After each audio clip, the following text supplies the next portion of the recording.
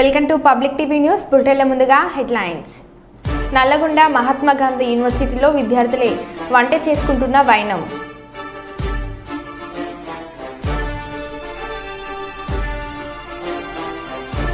తెలంగాణ సచివాలయంలో మహిళా శక్తి క్యాంటీన్ను ప్రారంభించిన సీతక్క.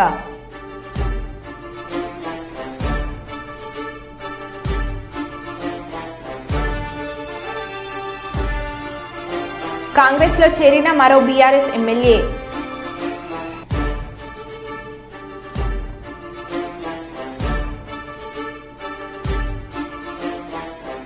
మానవత్వం చాటుకుంటున్న మంత్రి పొంగులేటి.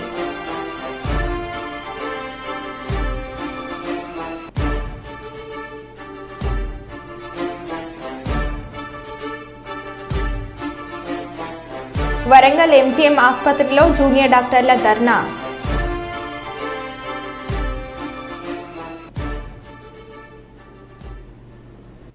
ఇక వివరాల్లోకి వెళ్తే, రైతన్నల సంక్షేమమే ముఖ్యమంత్రి రేవంత్ రెడ్డి ధ్యేయమని పెద్దపల్లి ఎమ్మెల్యే విజయరమణరావు అన్నారు. తెలంగాణ రాష్ట్ర ప్రభుత్వం రైతులకు 2 లక్షల రుణమాఫీ ప్రకటించిన సందర్భంగా పెద్దపల్లి జిల్లా కేంద్రంలోని జెండా చౌరస్తా వద్ద నియోజకవర్గ వ్యాప్తంగా తరలివచ్చిన రైతులు కాంగ్రెస్ పార్టీ నాయకులతో కలిసి స్వీట్లు పంపిణీ చేసి సంబరాలు జరుపుకున్నారు. ఈ సందర్భంగా ఎమ్మెల్యే మాట్లాడుతూ ఎన్నికల హామీలలో భాగంగా రైతులకు ఇచ్చిన 2 లక్షల రుణమాఫీపై ముఖ్యమంత్రి రేవంత్ రెడ్డి నేతృత్వంలో జరిగిన కేబినెట్ భేటీలో ప్రకటన చేశారన్నారు. ఆగస్టు 15 లోపు రైతుల రుణాలు మాఫీ చేయడమే కాకుండా వచ్చే సీజన్లో పండించే వరి ధాన్యంపై 500 రూపాయల బోనస్ కూడా చెల్లిస్తామని పేర్కొన్నారు.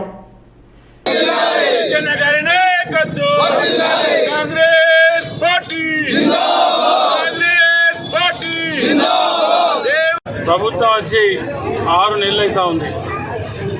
ఆ 6 నెలల్లో 100 రోజులు ఎన్నికల కోడి ఉంది. మిగతా 90 రోజులే 99 రోజులే ఈ రాష్ట్రంలో కాంగ్రెస్ ప్రభుత్వం పనిచేసేటువంటి అవకాశం వచ్చింది. ఇవాళ పార్లమెంట్ ఎన్నికల సమయంలో కూడా మన ముఖ్యమంత్రి రేవంత్ రెడ్డి గారు ఈ రాష్ట్ర రైతాంగానికి క్లియర్గా చెప్పడం జరిగింది.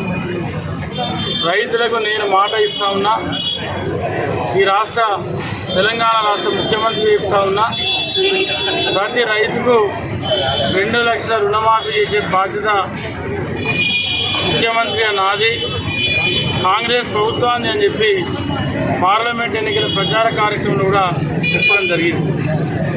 ఇవాళ ఇచ్చిన మాట కట్టుబడి ఉండి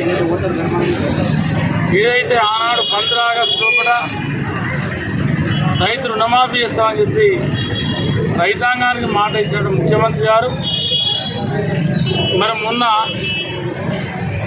శుక్రవారం రోజున క్యాబినెట్ మీటింగ్ పెట్టి క్యాబినెట్ సమావేశాన్ని ఏర్పాటు చేసి విధి విధానం ఖరారు చేయడం కోసం సబ్ కమిటీ చేసి తుమ్మల నాగేశ్వర ఆధ్వర్యంలో రైతు రుణమాఫీ కమిటీ చేసి మరి వాళ్ళ రైతుల రుణమాఫీ చేయడం కోసం జూలై 15 లోపల ఒక నివేదిక ఇవ్వండి అని చెప్పి ఆదేశించి ఇవాళ 15 ఆగస్టు లోపల కట్-ఆఫ్ డేట్ పెట్టుకొని రైతులకు రుణమాఫీ ఇస్తామని చెప్పి ఏదైతే ప్రకటించి క్యాబినెట్లో ఆమోదం పొందవేసినటువంటి కాంగ్రెస్ ఈ రాష్ట్ర ప్రభుత్వానికి, ప్రధానంగా మన ముఖ్యమంత్రి రేవంత్ రెడ్డి గారికి పెద్దపల్లి నియోజకవర్గ కాంగ్రెస్ పార్టీ తరఫున రైతుల పక్షాన స్థానిక శాసనసభ్యుడిగా మనందరి తరఫున నేను హర్షం వెలిపిస్తా ఉన్నా. దీన్ని 100% స్వాగతిస్తా ఉన్నా. తెలంగాణ రెవెన్యూ, గృహ నిర్మాణం, సమాచార శాఖల మంత్రి పొంగులేటి శ్రీనివాసరెడ్డి మరోమారు తన మానవత్వాన్ని చాటుకున్నారు.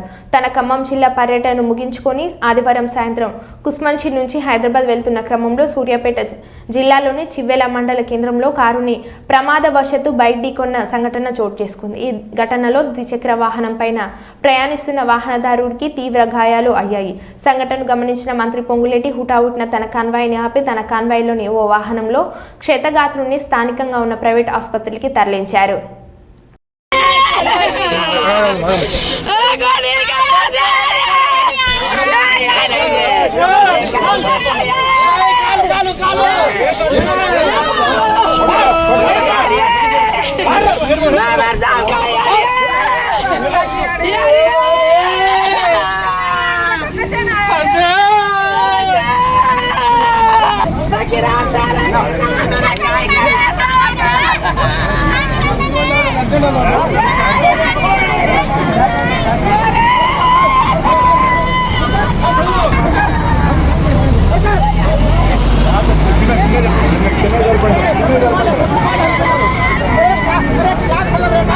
మంచి కూర్చోండి, మీరు కూడా కూర్చోండి. కూర్చోండి లోపల బాబు, ఒకరు కూర్చొని మీద పెట్టుకోరమ్మా.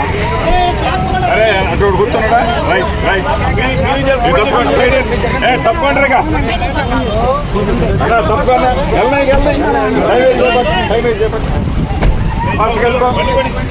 ఏ ఎవరా బండి స్పీడ్ బండి నువ్వు వెళ్ళిపో, నీ బండి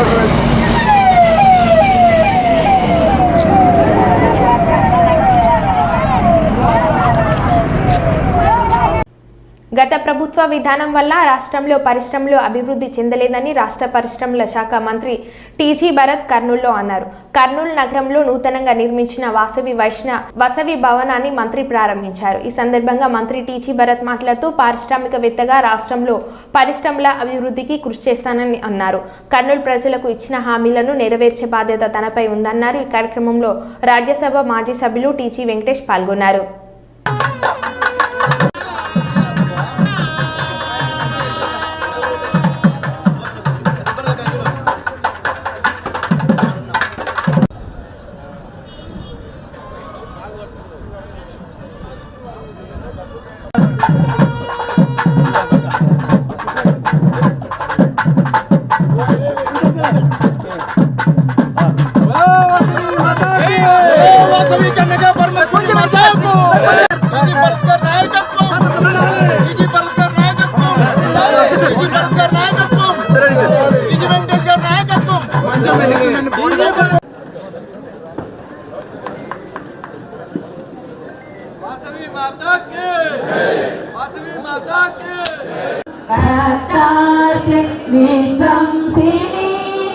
वंदे वासवी पुरे सौवर्ण शृंगे महा గివ్ లాట్ ఆఫ్ గైడెన్స్. ఆయన సపోర్ట్ అనేది చాలా గ్రేట్. అది చాలా మందికి అర్థం కాకపోవచ్చు, but he has given a great పేరు తెచ్చుకొని ఎలక్షన్ లేకుండానే నెక్స్ట్ ఎలక్షన్లో నామినేటెడ్ పోస్ట్గా రావాల్సిందిగా కోరుతున్నాము.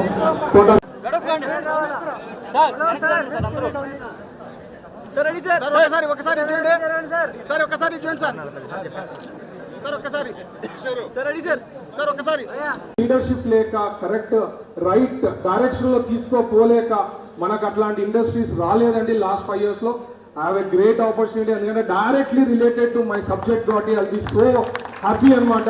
అట్లాంటి అంటే నేను విన్నప్పుడు కానీ మాట్లాడినప్పుడు కానీ ఎన్ని గ్రేట్ ఆపర్చునిటీస్, అంటే ఏదో నేను హండ్రెడ్స్ కాదండి, థౌజండ్స్ ఆఫ్ క్రోర్స్. సో మనము కరెక్ట్గా చేసి వాళ్ళకి కానీ మనం ఫెసిలిటేట్ చేసేదానికి మనం కానీ కరెక్ట్గా చేయగలిగితే మాత్రం గ్రేట్ ఆపర్చునిటీ. మన స్టేట్ గ్రో అయ్యేదానికి గొప్ప అవకాశం ఉంది. ఇక్కడ కర్నూలులో మీకు తెలిసి ఇండస్ట్రియల్ జోన్ ఏర్పాటు చేయడం జరిగింది. ఆల్రెడీ ఇక్కడ ఎయిర్పోర్ట్ ఉంది. Lot of things can be done అండి. We will work very hard. So మీరు అందరూ కూడా టైం అనేది చాలా క్రిటికల్ ఇష్యూ. ఈరోజు మీరు ఎంత ఆనందంగా ఉన్నారో, ఎంత ముందుకు వచ్చి కదిలి నాకు ఓటేసి గెలిపించిన వాళ్ళు ఉన్నారు, అందరూ ఉన్నారు. రేపు మరి చీతు అనుకోరాలంటే నాకు కూడా టైం ఇచ్చి, ఎందుకంటే ప్రతి ఒక్కరు పిలుస్తుంటారు ప్రతి చోటిగా. That is not the thing. మనం చేసి ప్రూవ్ చేసిన తర్వాత మీరు ఎక్కడికి రామన్నా ఎప్పుడు రామన్నా వస్తుంటా, ఆర్ మనం ఎట్లయినా పోయేది ఉంటుంది. స్టేట్ వైడ్ టూర్స్ ఉంటాయి, వచ్చినప్పుడు ఆ టైంలో నేను లింక్ చేసుకొని వచ్చేదానికి అవకాశం ఉంటుంది. బట్ దానికోసము ఒకటి ఏదైనా ఫంక్షన్ రావాలా సపరేట్ అంటే half a day full day పోతుంది. ఎందుకంటే time is very critical. Time పోయిన తర్వాత మరి మనం వెనక్కి తీసుకొని రాలేము. కాబట్టి అందరు కూడా అర్థం చేసుకోవాలా. ఎప్పుడు వీలు ఉంటే అప్పుడు గ్యారంటీ అటెండ్ అవుతాను. లేదంటే మా father any time is available and is giving great service కాబట్టి ఫాదర్ కూడా అవైలబుల్ ఉంటారు. సో నా సైడ్ నుంచి రిక్వెస్ట్ అదొకటే. తర్వాత నేను చెప్పేది ఏమంటే, కర్నూలు ప్రజలు మన ఆర్యవైశ్యే కాకుండా చాలా మంది నన్ను ప్రేమించే వాళ్ళు ప్రతి ఒక్కరు కూడా వాళ్ళ ఇంట్లో కంటెస్ట్ చేస్తున్నాడు వాడు టీజీ భరత్ మనవాడు అని చెప్పి, మనవాడు, మన తమ్ముడు, బ్రదర్, మనవాడు, ఎనీథింగ్ వాట్ ఎవర్ అట్లా అంటే వాళ్ళకి నేను గెలిచిన తర్వాత వాళ్ళలో ఆనందము, వాళ్ళలో feelings I could easily understand అనమాట. చాలా నిజంగా ఇట్స్ ఎ గ్రేట్ హానర్. ఎందుకంటే to serve the people and do my best give the best అనేది మనం చిరస్థాయిగా నిలుచుకోబోయే ఒక గొప్ప అవకాశం ఇది.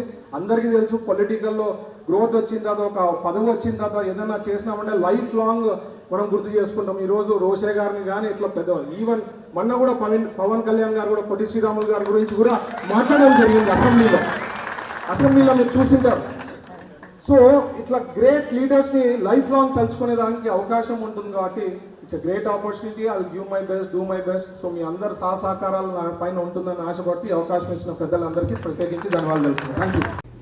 పాఠశాలకు రాకుండా వివాహేతర సంబంధం పెట్టుకుని మహిళతో ఉండగా పట్టుకుని చెట్టుకి కట్టేసిన చితకబాదిన స్థానికులు. భద్రాద్రి కొత్తగూడెం జిల్లాలో అశ్వారావుపేట మండలం నెమలిపేటలో రామదాస్ అనే ఉపాధ్యాయుడు పాఠశాలకు రాకుండా వివాహేతర సంబంధం పెట్టుకుని ఓ మహిళతో ఉండగా ఆమె భర్త మరియు గ్రామస్తులు చెట్టుకు కట్టేసి భౌతికంగా దాడి చేయగా ఆలస్యంగా వెలుగులోకి వచ్చిన ఈ సంఘటన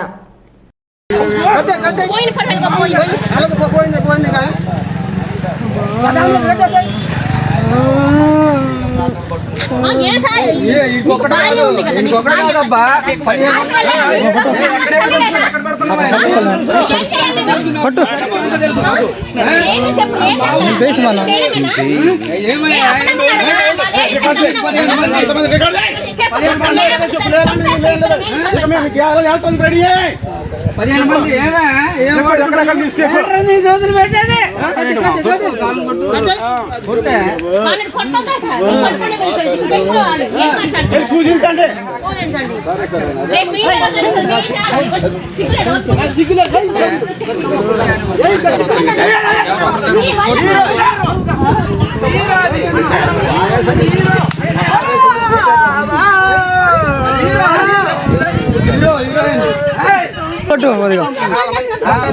ఎక్కడే ఉంటారు ఎటు వెళ్తారు ఎంతమంది మోసం దిగుతాడు ఎంతమంది మోసం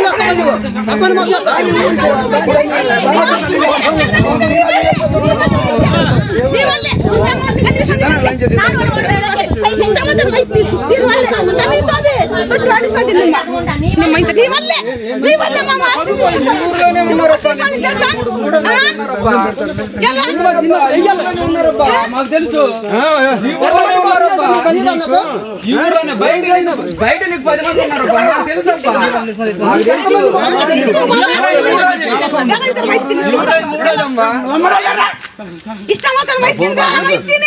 తెలుసబ్బా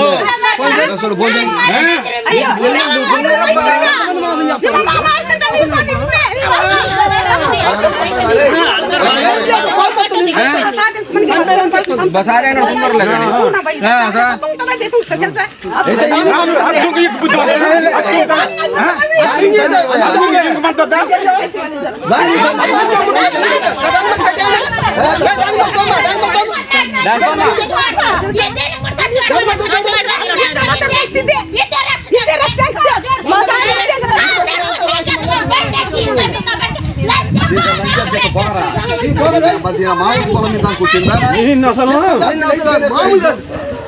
ఈయన పోయి పాదంగోళ చీరి పాదంగోళ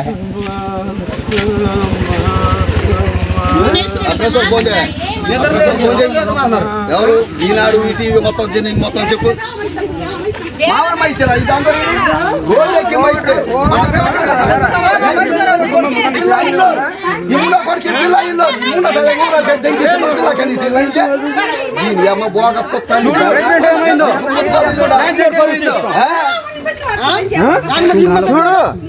మామూలు అసలు ఆయన బెల్లంతో ఇండియా పెట్టుకుంటాడా అది లంచ అది బోకర్ లంచ ఇది గురువు కదా గురువు కదా టీచర్ కదా వీడు పెట్టుకుంటారా మేము పిలిచామయ్యా మాట్లాడి పంపిద్దామని రాలేదా లంచ అప్పుడు మాట్లాడి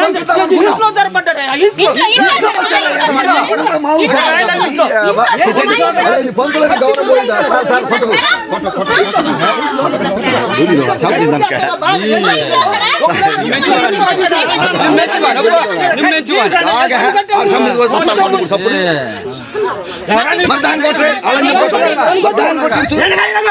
దాన్ని కొట్టించు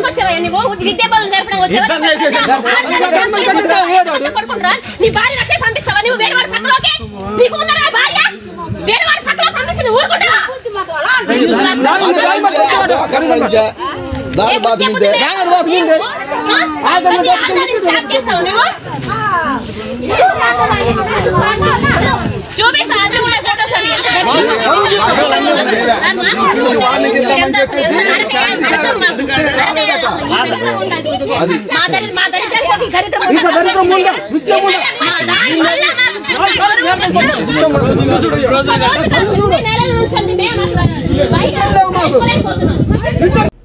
తెలుగుదేశం పార్టీ అధికారంలోకి వచ్చి 10 రోజులు గడవక ముందే దౌర్జన్య కార్యక్రమాలకు పాల్పడుతున్నారని మాజీ ఎమ్మెల్యే వైసీపీ నాయకులు లబ్ధి వెంకటస్వామి కర్నూలులో అన్నారు. కర్నూలు నగరంలోని లబ్ధి వెంకటస్వామి స్వగృహంలో ఆయన మాట్లాడుతూ 2016 సంవత్సరంలో అప్పటి ముఖ్యమంత్రి చంద్రబాబు నాయుడు ఇచ్చిన జీవో ప్రకారంగానే రాష్ట్రంలో వైసీపీ కార్యాలయాలు నిర్మించామని, అందులో ఎలాంటి అక్రమాలకు పాల్పడలేదని వెంకటస్వామి తెలిపారు. కక్షపూరితంగానే వైసీపీ కేంద్ర కార్యాలయాన్ని చంద్రబాబు నాయుడు కూల్చి వేశారని ఆయన అన్నారు. టీడీపీ నేతలు అసెంబ్లీలో మాట్లాడే విధానాన్ని బయట జరిగే విధానానికి పొంతన లేదని ఆయన విమర్శించారు. ఎన్నికల హామీలను తెలుగుదేశం పార్టీ నెరవేర్చుకుంటే ప్రజలతో పాటు ఉద్యమం చేపడతామని ఆయన హెచ్చరించారు. ఈ రాష్ట్రంలో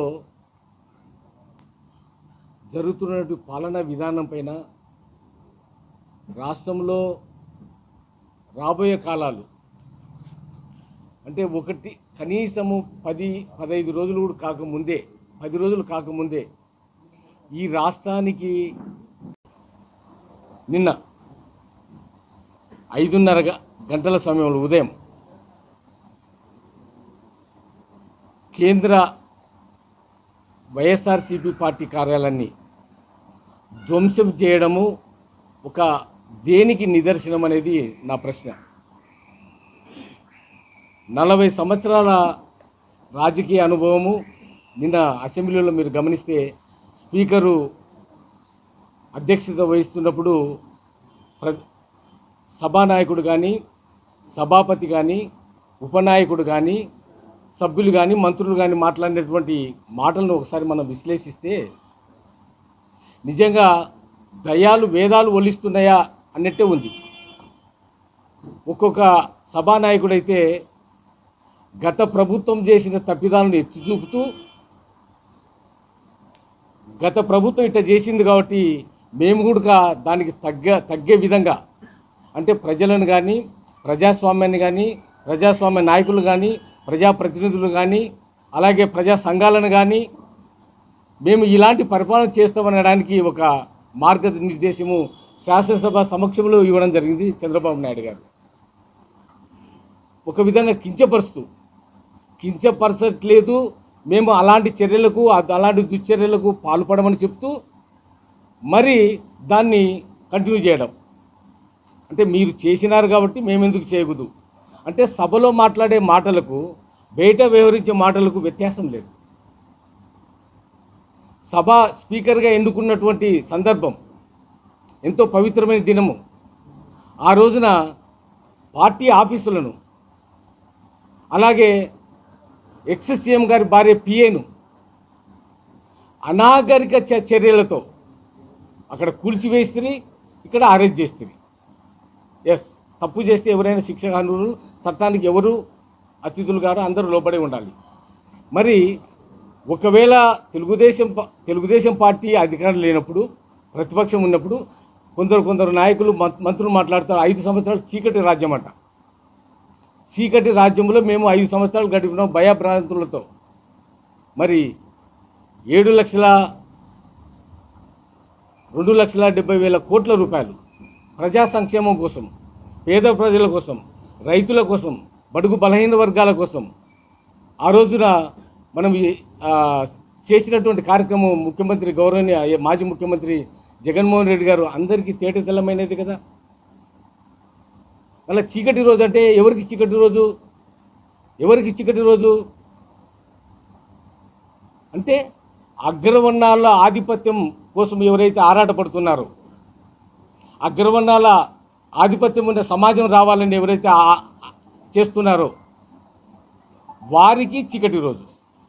ఎవరిది ప్రభుత్వం అండి? తెలుగుదేశం ప్రభుత్వం. ఎవరు ముఖ్యమంత్రి?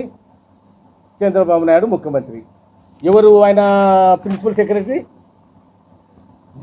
జేసీ శర్మ. మళ్ళీ ఇది ఇచ్చింది నువ్వా లేకుంటే జగన్మోహన్ రెడ్డా? ఈ జీవో ఇచ్చింది. ఈ జీవో ఇచ్చి నువ్వు అన్ని పార్టీ ఆఫీసులు మొత్తం కట్టుకుంటువే ఈ జీవో ప్రకారము. ఇవన్నీ నువ్వు చేసిన ఆ జీవో ప్రకారం అకృత్యాలు కదా.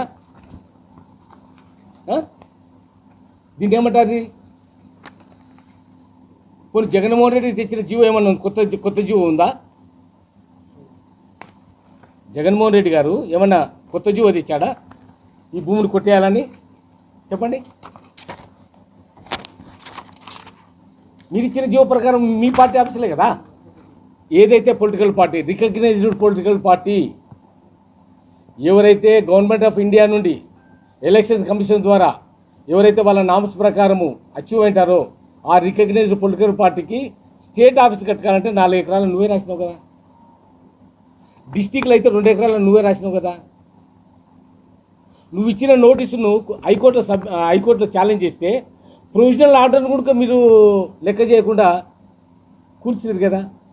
మీరు పాలన పైన, అభివృద్ధి పైన, ప్రజా సంక్షేమం పైన మీరు కేంద్రీకరించండి. కానీ ఇలాంటి కక్షపూరితమైనటువంటి ఆలోచనలు, మీరు చేసినటువంటి కార్యక్రమాలకు మీరే తిలోదకాలు ఇచ్చే కార్యక్రమాలు చేయొద్దని మనసారా ప్రభుత్వాన్ని కోరుకుంటూ, మహబూబాద్ జిల్లా కురువి మండలం కందికొండ గ్రామ పరిధిలో కిసాన్ పరివార్ అధినేత నానావత్ భూపాల్ నాయక్, ఉత్తరప్రదేశ్కు చెందిన సనాతన్ ధర్మ ఫౌండేషన్ వ్యవస్థాపకులు చైర్మన్ నారాయణానంద్ గిరి మహారాజ్ స్వామితో కలిసి కిసాన్ పరివార్ వ్యవసాయ క్షేత్రంను పరిశీలించారు. ఈ సందర్భంగా భూపాల్ నాయక్ మాట్లాడుతూ, నేను రాజకీయాల లాభాల కోసం ఇక్కడికి రాలేదు. మానుకోట పార్లమెంట్లో ఉన్న యువత రైతుల సమస్యల సాధనలో ఒక ఆయుధం అవ్వడానికి వచ్చానన్నారు.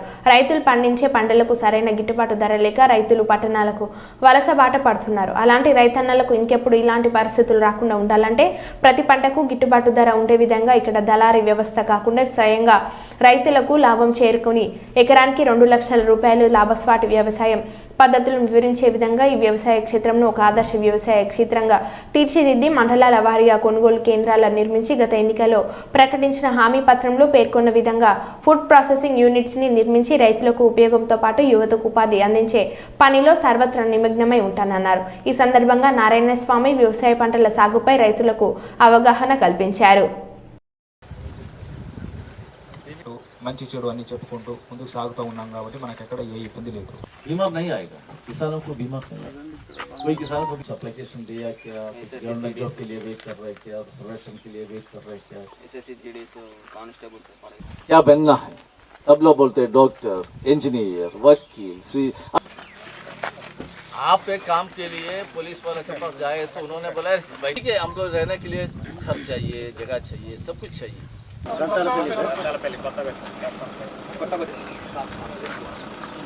ये एक मंडल का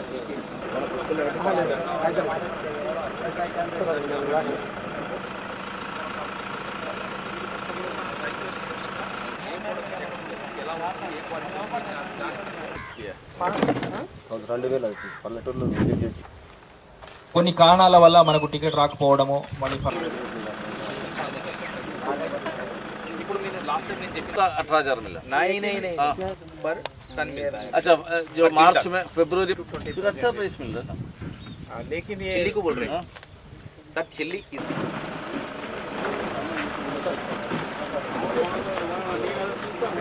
स्वामी एक मॉडल 65 1960 नवंबर 1 को मेरा बर्थ. अभी तक कोई मेडिसिन नहीं लेता. नवंबर 1 को जगह है, भगवान ने ये जगह रेडी करके रखा है. इसमें कोई पॉलिटिक्स नहीं है, कोई पॉलिटिशियन का सपोर्ट हमें नहीं चाहिए. पॉलिटिशियन का सपोर्ट लेगा तो हमारा नुकसान ही है. इस BRS वाला पूरा कांग्रेस में आ गया. अभिभावक KCR अकेले बैठा है, उनका पीछे कोई नहीं है. स्टेट बना के दिया उन्होंने. सोनिया गांधी को बोला मैं कांग्रेस को मदद काम करो, काम करके अब भी कमाओ. हम इंडस्ट्री पे पैसा नहीं लेना,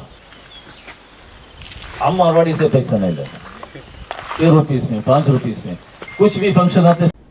విశాఖవి బోర్డ్స్ గజాలపురం కంపెనీలో జరగబోవు కాంట్రాక్ట్ ఎంప్లాయీస్ యూనియన్ గుర్తింపు ఎన్నికల సందర్భంగా గేట్ మీటింగ్లో మాట్లాడుతున్న యూనియన్ గౌరవ అధ్యక్షులు INTUC రాష్ట్ర ప్రధాన కార్యదర్శి యారగాని నాగన్న గౌడ్ కార్యక్రమంలో పాల్గొన్న జిల్లా INTUC అధ్యక్షులు అంబటి సోమన్న, యూత్ వింగ్ అధ్యక్షులు నూకపొంగు నాగయ్య, సోమ వెంకన్న, యూనియన్ అధ్యక్షులు నూకపొంగు రమేష్, అనిల్ బాయ్, ప్రధాన కార్యదర్శి సందీప్ చంద్ర రాజేష్.